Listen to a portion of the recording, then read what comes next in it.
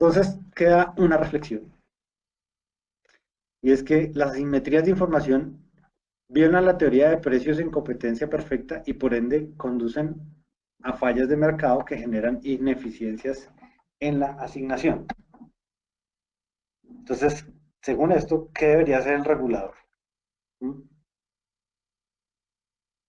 Hay unas soluciones de mercado. Eh, el mercado como tal, digamos, maneja muchos problemas de información de manera eficiente, es decir, usted como agente del mercado, como empresario, pues seguramente para capturar eh, clientes, pues les da la información. Es más fácil cuando es un servicio público porque por sí la información como que se distribuye de manera más uniforme, porque es una obligación, pues a la final del usuario pagar el servicio, pero no siempre se dicen todas las cosas a las cuales él tiene, digamos, derecho, ¿sí? Pero el, pero el mercado no siempre, digamos, va a manejar todos los problemas de información de la manera adecuada, ¿sí? Eh, Cuando hay mercados de infraestructura, lo más normal es el cobro de peajes por congestión, por ejemplo, ¿sí?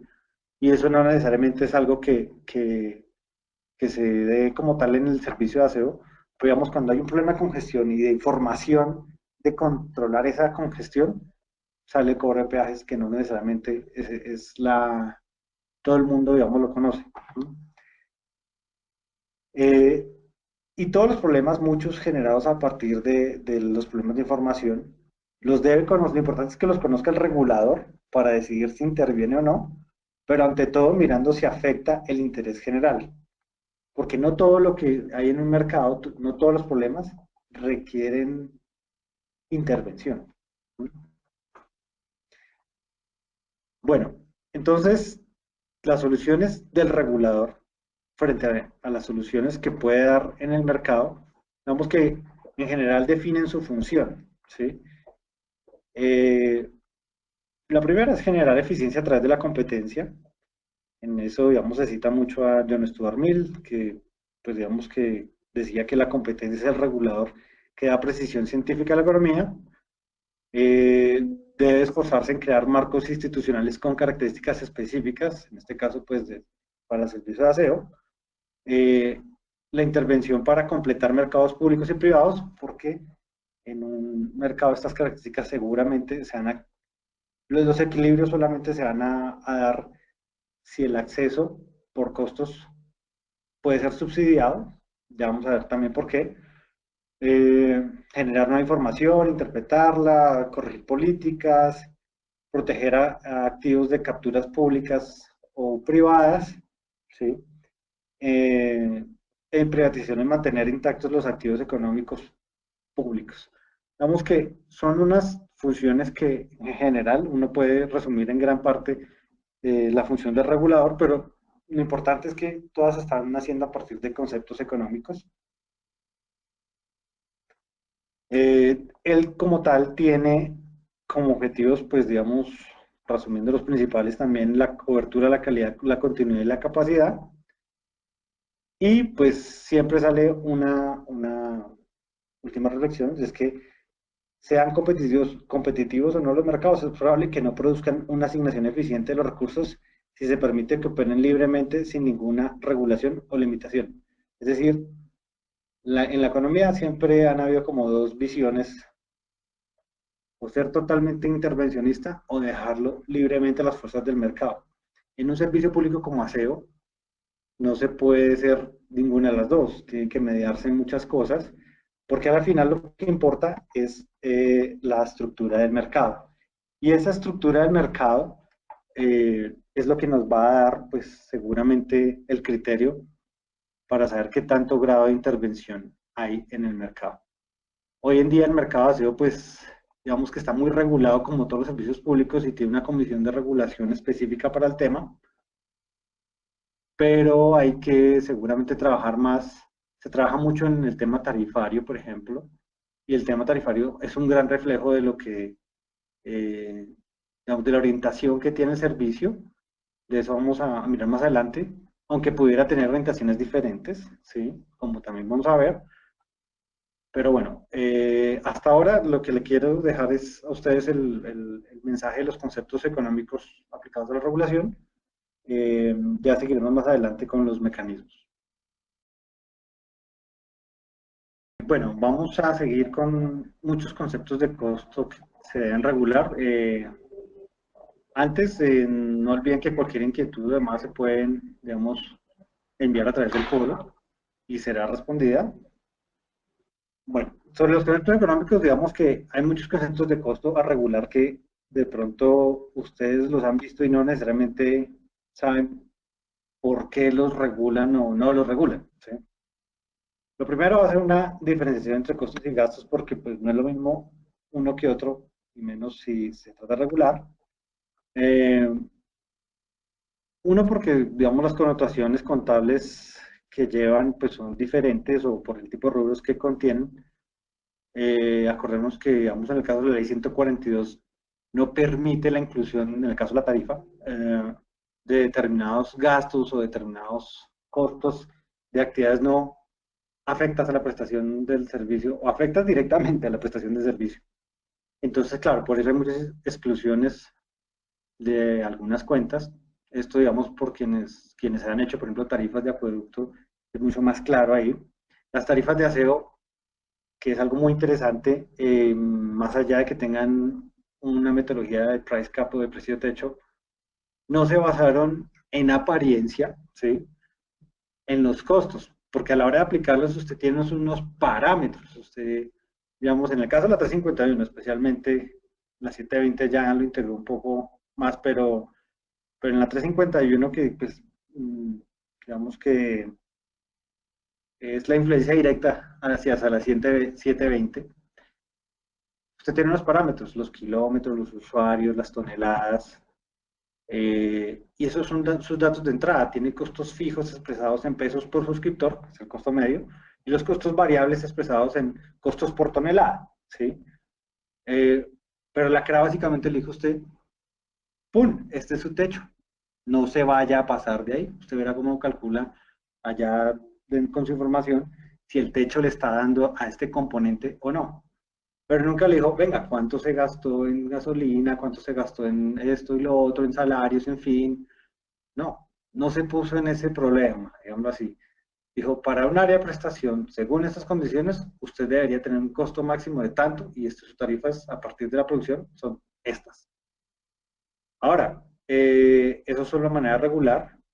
Me acuerdo que alguna vez en una época, cuando iniciaba la metodología de la 351, la gente creía que, algunas personas creían que a la hora de presentar un estudio de costos que lo obliga la ley, pues juiciosamente decían, ve, a mí me costó tanto, pero yo le envié el estudio de costos. Y no se dieron cuenta pues que tenían que seguir una metodología y bueno, que ya el cuento era diferente, ¿sí? Pero eh, el mensaje es, usted puede regular por las condiciones de un mercado, las cuales yo las determiné porque hice un estudio de mercado, tabulé los costos reales de cada uno, bueno, no de todos, de la muestra principal, y obtuve precisamente unos resultados que consideré eficientes y por lo menos suficientes para que usted pueda generar un margen y pues tomar su utilidad.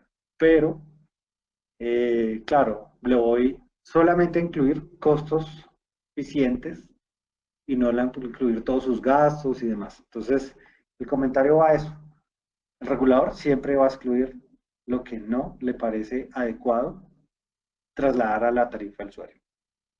Bueno, regular costos fijos y variables, pues es importante saber qué representa uno y qué representa otro, porque como vamos a ver más adelante, una forma de hacer la tarifa, que es la manera en que se remunera, está expresado en algo que se llama tarifa de dos partes y pues garantiza, digamos, el costo fijo y el costo variable de ciertas actividades, o los costos directos e indirectos también. A manera de crítica, me parece que, como no solamente estamos hablando de basura como tal, sino de gestión integral de residuos sólidos, en el caso de los residuos hospitalarios y peligrosos. Creo que el tema está todavía muy crudo.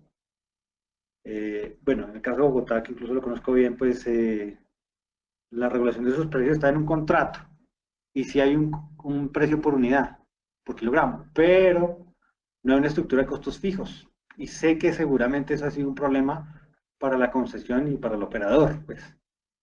Eh, Pienso que a la hora de estructurar esos procesos, no necesariamente todos deben ser por tarifas de dos partes, es decir, costo fijo y costo variable, pero deben tener una metodología regulatoria mucho más acertada. Por ahora dejo ese comentario frente a eso. Hay otro que es muy utilizado, es regular los costos AIOM, que son costos de administración, inversión, operación y mantenimiento. Más conocido ese componente en el caso de energía, pero pues no significa que no se pueda aplicar al caso de aseo. Otros son los costos por unidades constructivas, también muy aplicado en el servicio de energía.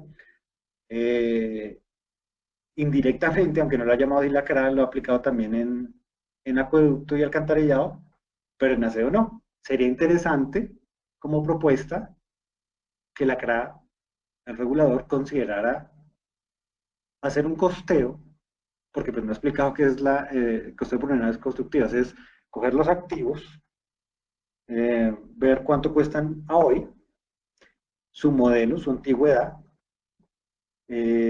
cuántos de esos tiene un determinado operador y si su vida útil todavía está en un rango en que garantice calidad, pues se lo puede incorporar a la tarifa. Si tiene ya obsolescencia o un sobrecosto por encima del costo promedio de mercado, pues no lo podrá incluir. Eso pasa, digamos, con los transformadores de energía y como tal. Entonces la CREG, la Comisión Reguladora de ese servicio, pues tenía unas tablas, digamos así, de sencillamente qué puede incluir y qué no. Yo pienso que el servicio así pudiera garantizar cierta calidad con la regulación de costos por unidades constructivas. Sé que la 720, por supuesto, pues hay un descuento en la tarifa cuando la vida útil del vehículo y esto, pero todavía está muy lejos de llegar a alcanzar ese costeo. Porque si usted va a invertir garantizando calidad, esa mayor inversión debería ser remunerada y pues el argumento regulatorio estaría por acá. Bueno, costos de transacción. Costos de transacción son básicamente todos los costos como de trámites y todo lo que usted necesita hacer para acceder a algo. Damos una licencia, es un costo de transacción. Muchas veces esas licencias son muy variables dependiendo de la zona en la cual usted esté solicitando a la corporación. Debería tratarse como un costo de paso directo, que ya vamos a ver qué es. Eh, bueno, como tal es un costo incurrido para realizar un intercambio económico, es decir, una transacción de mercado, es el costo de transacción. Bueno, el costo contable, el costo económico, digamos, básicamente era lo que venía explicando de, de que la 351 no se hacía con parámetros y no con costos, pero en general podemos expresar que la contabilidad simplemente es la referencia que tiene la empresa para el regulador, pero los costos económicos representan la remuneración de los recursos o factores empleados en una actividad. ¿Sí? Si usted tiene 100 empleados para barrio, pero solo necesita 50, pues seguramente el regulador no va a reconocer los 100. Bueno, estos párrafos dicen lo que acabo de decir, básicamente pues solo son como regulador, debe tener los costos contables en cuenta, pero no necesariamente todas las erogaciones se le reconocen. Eh, y la idea es mandar señales de eficiencia, que usted preste con el recurso necesario para tener un buen servicio, pero no un recurso sobreexcedido. Costos hundidos, entonces pues digamos que son en retrospectiva normalmente, es decir, desde el pasado, pero pues pueden ser recuperados normalmente en el corto plazo, pero también a mediano. Que son normalmente, pues hundidos coincide con la mayoría de activos que tienen costos hundidos. Digamos, las redes de los servicios son costos hundidos. En el servicio público de aseo, pues no hay una red, sino la vía hace las veces de red, pero Los costos de un relleno seguramente son costos hundidos. Costos evitados. Bueno, costos evitados, digamos, son los que generan cuando alguien obtiene un beneficio de sí mismo o de otros agentes cuando se realiza una actividad determinada que beneficia a sí mismo y a la comunidad. Vemos que está un poco densa esa definición, pero la quise respetar. Pero para explicarla mejor, en el caso de aseo, puse incluso un estudio del análisis de los costos para estación de transferencia. Y el modelo básico es esa gráfica que se ve ahí. Un costo de transporte con una tecnología como la que sería un vehículo recolector, pues inicialmente tiene unos costos más bajos para medida que corre más distancia o más tiempo, ¿sí? Los costos van incrementando. Y cambio de tecnología, digamos que sería un camión, un tractocamión, inicialmente tiene costos más altos, pero a medida que aumenta la distancia y su recorrido, su costo medio es menor. Entonces hay un punto tal, una distancia o tiempo, dependiendo de la velocidad, a partir de la cual se generan ahorros, que es la diferencia entre la curva arriba del camión recolector con la curva abajo, que es el tractocamión. Eso es un costo evitado. Inicialmente se planteó en la 351 como que la forma de remunerar la estación era con los ahorros pues, que usted se generaba si tenía la estación bien ubicada. Ahora la 720 seguramente cambió un poco el concepto porque pues, de pronto entre otras, bueno, no los he comentado, pero en algunos de los estudios que hizo la CRA, algunas consultorías que las hizo por componentes, tuve la oportunidad de trabajar en tres, el de comercialización, el de recolección y transporte y el de tramo excedente. Precisamente mucho de lo que se analizó en eso, pues quedó en la 720. Y el análisis fue este, digamos, básicamente hay que tener una remuneración específica si usted tiene una estación de transferencia y no una remuneración indirecta. No significa que los costos evitados sea una mala metodología para regular, pero cuando usted no está integrado verticalmente, como ya explicamos, pues no hay que reclamar mucho, ¿sí? No hay mucho costo del cual usted se esté ahorrando, ¿sí? O su ahorro no es directo, más bien. Bueno, costos pass-through o costos de paso directo eh, son aquellos que no regula, digamos, el regulador, pues porque no tiene injerencia sobre ellos, por eso los peajes, los impuestos y demás, pues los pasa directamente, ¿sí? Y siempre están expresados a pesos corrientes, que es lo que tiene que tener cuidado el regulador en caso de la tarifa, de no mezclarlos con pesos que no sean corrientes. Bueno, la eficiencia de costos, pues la eficiencia de costos como tal, digamos, tiene una definición microeconómica que está enfocada en el punto en el cual eh, si uno mira una curva de costos y cantidades, se da cuenta que la intersección entre el costo medio y el costo marginal, cuando el costo medio está en su menor nivel, esa es la cantidad óptima que debería atender una empresa.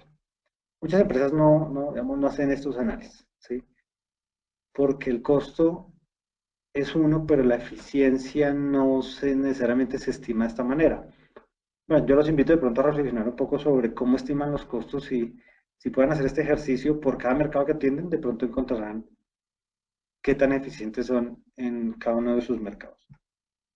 Bueno, otros son los costos operatorios, básicamente pues es una conducta anticompetitiva cuando las empresas pues cobran menos de lo que realmente pudieron haber cobrado, ¿sí? Eso es algo que hay que evitar, pero no siempre es fácil de demostrar. En el caso del dumping, que me gustaría de pronto que vieran un video para material adicional y repasen bien el concepto, el dumping no ha llegado necesariamente al servicio de aseo de manera clara, pero pudiera llegar. Yo creo que el regulador debería estar un poco más atento a ello, eh, porque no es fácil identificar cuánto es lo mínimo que cobra una empresa. Se sabe cuánto es el techo, según la regulación, que puede cobrar, pero no cuánto es su costo real y eso normalmente no se informa. Otro concepto son la subjetividad de costos, y se relaciona con una empresa es capaz de producir cualquier cantidad o combinación de una cesta de servicios a un costo inferior al que obtendría si estos fueran producidos por distintas empresas, y normalmente termina siendo una condición suficiente para la existencia de un monopolio natural. Por eso es que el servicio público de aseo, si bien está desde la ley enfocado a que sea un servicio en un ambiente competitivo, es decir, que cualquiera pueda entrar a prestar el servicio, excepto que haya una licitación de área exclusiva o algo así, normalmente no lo hacen porque el monopolio natural se puede dar en algunos mercados, ¿sí? Entonces es una forma de hacer una barrera de entrada cuando alguien ya tiene bastante bien copado el mercado. No necesariamente va a ser infalible, pero no se va a dar lo que se esperaba, que era la competencia. Bueno, este tema del monopolio natural, digamos que tiene mucha relevancia en los servicios públicos, lo vamos a mirar así rápidamente. Eh, digamos que a la derecha, pues usted ve una curva de monopolio, más allá de cómo sale esa curva como tal. Lo importante es ver que existe seguramente un precio, que sería la tarifa, ¿sí? Al cual se atienden unas cantidades, unas toneladas, por ejemplo. ¿Sí? Todo lo que esté por encima del costo medio va a ser ganancia, va a ser margen, en esto que estoy señalando, P, A, B, C. ¿Sí? Pero resulta que usted en COA no atiende todo el mercado, o sea, hay lo que les llamaba antes una ineficiencia asignativa. Ineficiencia en la asignación, pues pensamos los economistas, y básicamente no, usted no va a atender todo el mercado, porque sus costos ahí lo permiten y su ganancia ahí se va a dar. Pero entonces el regulador llega y le dice, oiga, no, yo quiero que me atienda QR, o sea, todo el mercado, no solo una parte. Pero ese QR está expresado a un costo mucho más bajo porque de PA pasa a PR, un precio A pasa a un precio regulado. Y ese precio está siendo, con estas cantidades, pues inferior a lo que usted realmente puede. Entonces, la solución, y eso son en todos los monopolios naturales, es dar un nivel de subsidio que por lo menos cubra a partir del costo marginal, ¿sí? Usted no genere pérdida, es decir, este cuadrado, rectángulo. Pero entonces ese plus es que usted tiene que subsidiar para arriba, ¿sí? O para abajo, su tarifa, el que refleja su costo. Entonces, por eso también existe los subsidios y tienen sentido en la manera en que se regula. Y pues, bueno, desafortunadamente en Colombia no todos los alcaldes cumplen con el desembolso de los subsidios, pero finalmente eh, eh, la idea es que puedan, pues seguramente ser cumplidos. ¿Sí? Bueno, vamos a ver de una vez los mecanismos específicos de la regulación y hacemos un break. ¿Sí? Bueno, vamos a ver dos temas ahí. Uno que es regular el mercado y contra regular por el mercado, y lo que son la discriminación de precios, que ya, digamos, básicamente lo hemos visto, pero no se los he definido como tal. Un mecanismo es tener en cuenta que si usted va a promover la competencia, la puede promover de una u otra forma. Entonces, cuando usted regula por el mercado, usted está regulando las condiciones de entrada, en esencia es un proceso regulatorio previo, ex ante, puede garantizarse, dependiendo de las condiciones, pero la idea es que se garantice una pluralidad de oferentes, ¿sí? Por lo menos, sean varios, pero solamente los limitados porque los que cumplan las condiciones, y normalmente se generan concesiones y mercados exclusivos, es decir, se hace una licitación, ¿sí? Cuando usted está en el mercado, pues no hay licitación, ¿sí? Es un proceso ex post, o sea, posterior, que ya está en el mercado. Y pues la entrada puede estar condicionada por determinadas reglas, pero lo normal es que entra quien desea hacerlo. Pueden ser todo tipo de oferentes y puede que haya segmentación de mercado, pero esto genera lo que les digo, ineficiencias en la asignación porque a la gente le gusta atender lo que le da plata y lo que no le da plata, pues no. Pero entonces, ¿cuál es la diferencia? ¿Sí? ¿Cuándo conviene hacerlo o no? Claro, está el decreto 890 y otros que pues ya más o menos tienen definidas las condiciones, ¿sí?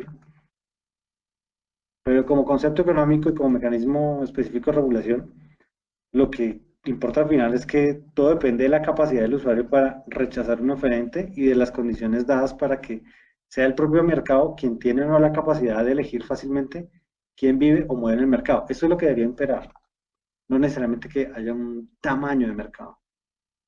Pero pues en el servicio de aseo todavía no se da en todos los mercados esa libre elección tan fácilmente. Bueno, acá ponía de manera de ejemplo algo que ya nombré y es precisamente que existan mecanismos más ágiles que permitan el traslado de un usuario de una empresa a otra. Ahora vamos a hablar de discriminación de precios, especialmente el monopolio, que es otro mecanismo específico para regular. El monopolio porque ya vemos que estas actividades tienden a ser monopólicas. Eh, bueno, a manera general, pues el monopolio puede ser capaz de aumentar sus beneficios sin establecer un único precio para sus productos o servicios. Cuando el monopolista puede hacer esto, se le conoce como discriminación de precios, es decir, cobra diferente, ¿no? Para poder realizar una discriminación de precios de monopolio, no se puede realizar arbitraje, teniendo en cuenta que el arbitraje es la práctica de tomar ventaja de una diferencia de precio entre uno y otro mercado, o varios mercados. Bueno, realizar una combinación de transacciones complementarias que capitalizan el desequilibrio del mercado, la utilidad se logra debido a la diferencia de precios entre los mercados. Sí, o sea, alguien que es un intermediario hace arbitraje y de ello saca provecho. Eso pues en el servicio público no se ve como tal, excepto que, y bueno, esto es una idea, pero todavía la veo muy lejana, y si usted pudiera hacer una especie de precompra de tarifas, que sería como un mercado de futuros más o menos, por mercados, usted puede decir, no, las tarifas de tal mercado las voy a anticipar en su compra. ¿Sí? Y esas tarifas, voy a esperar a que se den, pero puedo decir, oiga, no, es que yo tengo un nivel de tarifas de ese mercado, de tal nivel se van a cobrar durante este tiempo y las puedo compensar o negociar con tarifas de otro mercado. Eso, digamos, todavía es una idea muy abstracta, pero digamos que a futuros la regulación, si quiere obtener, eh, vamos, una compensación tarifaria de un mercado con otro, pues pudiera evaluarlo. Eh, bueno, otro comentario es que los mercados de residuos sólidos parten de la libre competencia, pero en muchos en un caso monopolio, eso ya lo hemos dicho. Y están los tipos de discriminación de precios. Voy a acelerar un poquito. Básicamente la discriminación perfecta de primer grado es que si yo tengo posibilidad de conocer todos como cada, digamos, yo le pudiera sacar beneficio a cuánto está dispuesto a pagar cada usuario, pues tendría una discriminación perfecta, ¿sí? Y tendría que producir toda la cantidad de usuarios que hay y a cada uno le cobra una tarifa diferente. Pero eso es utópico. Segundo, a quitar esto acá.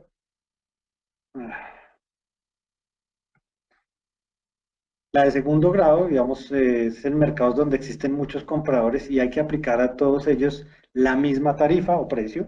Este tipo de discriminación se refiere al caso en que un monopolio cobra precios diferentes a cada grupo de clientes, pero no hasta el punto de cobrar a cada uno un precio distinto.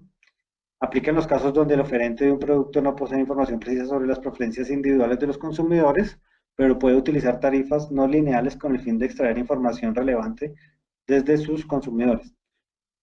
Se sabe que esto aplica mucho a servicios públicos domiciliarios y se relaciona con tarifas de dos partes. También en la discriminación de precios de segundo grado está la lista de precios. Eh, es decir, aquí uno puede segmentar el precio, pero pues hoy en día se hace es con subsidios.